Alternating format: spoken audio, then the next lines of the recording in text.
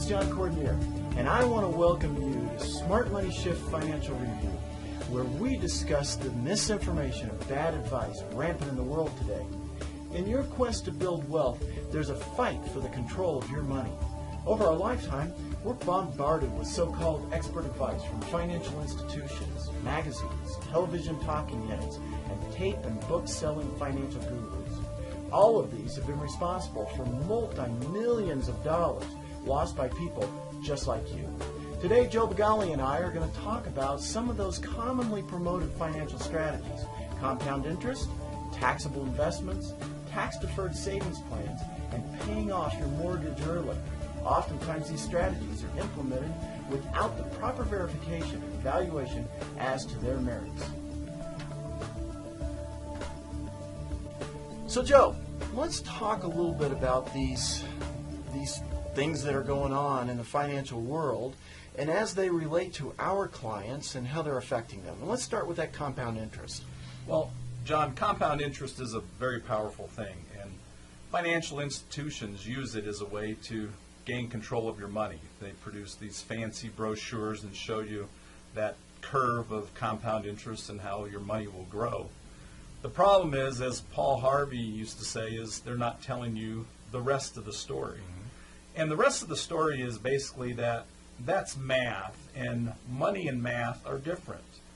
And what I mean by that is money is an organic thing, and it erodes and changes over time. And that mathematical equation just doesn't show you the true picture of what happens to your money over a lifetime, because there are these eroding factors that can attack your money. And when you're compounding money in a taxable savings account or a tax-deferred savings account, it just doesn't work the way they show it to you. So that compound interest is great because you can have $1 bazillion by the time you're ready to retire. But let's talk, though, about how that relates in Wall Street and stocks and bonds and things of that nature. Yeah, it's interesting. They talk about compounding interest, and that really is a savings calculation. And then they switch over and they start talking about investing money. And whenever you're investing money, you're taking on risk for the growth on your money. And the problem with when you take on risk is you can lose money. And so now you have a variability of returns.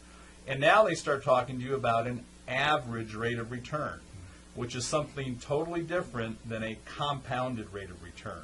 So it's a little misleading. And again, they don't talk about all the eroding factors that can attack that money as it's growing. And those are taxable investments, most of them, right? So, but then the next step is here's the next strategy. But what about a tax-deferred strategy like a 401k? Right. Again, you turn on the TV, open up Money Magazine, the talking heads. They talk about maximize your contribution to your 401k because you're going to save taxes.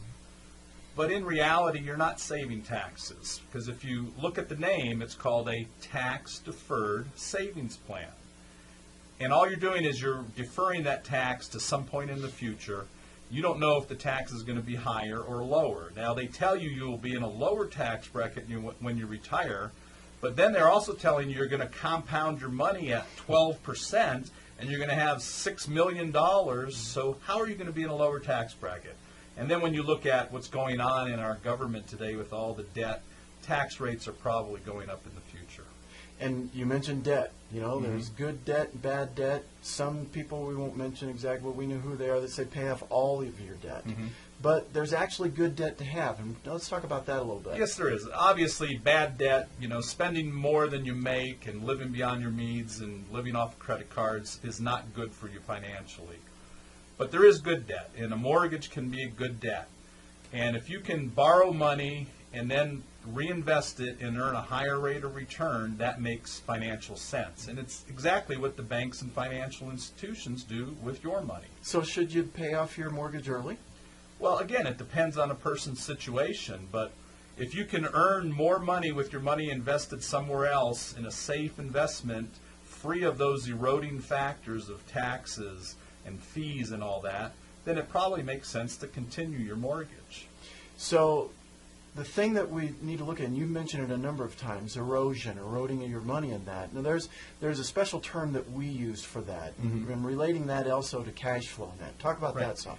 Yeah, we talk to clients about they have a body of wealth. And so just like you have your physical body that can be attacked by cancer, your body of wealth can be attacked by money cancers, okay?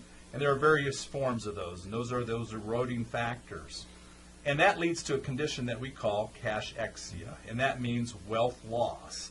So anytime you're investing your money, you have the opportunity for gain, but you're also losing along the way.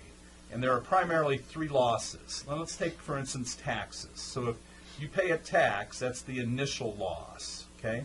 But that tax could have been reinvested, and that's what I call the latent loss. So what could that have grown to? What was the potential of that tax? And then there's the ultimate legacy loss, what it could have been worth to your loved ones. Because what we want to do is, and what everybody should do actually, is they need to keep their money under their own control for liquidity and cash flow and those things. So talk about that KEEP. Exactly. Yeah, we use an acronym that we call KEEP, and we perform a KEEP study for people. And KEEP stands for the Key Economic Evaluation Process. So most people are out there looking at the various financial products and strategies, and they don't have a tool to evaluate whether it makes sense for them. And that's what the KEEP study does. And when people go through this, they find out that they're literally losing millions of dollars over their lifetime through these eroding factors. And when they see that, most of them say, I'd rather have that money in my pocket. Sure. Right. So some really good information, some things to think about. In this amount of time, we're only able to hit the highlights. But to get some more in-depth information on these strategies and more, put your name, your phone, and your email address right here on the right-hand side of the page. Because you're going to get instant access to a series of short, informative, hard-hitting presentations. We'll start with the common rules that financial institutions use to control your money and how you can use a money shift to take back liquidity, use, and control. So we look forward to seeing you on the other side.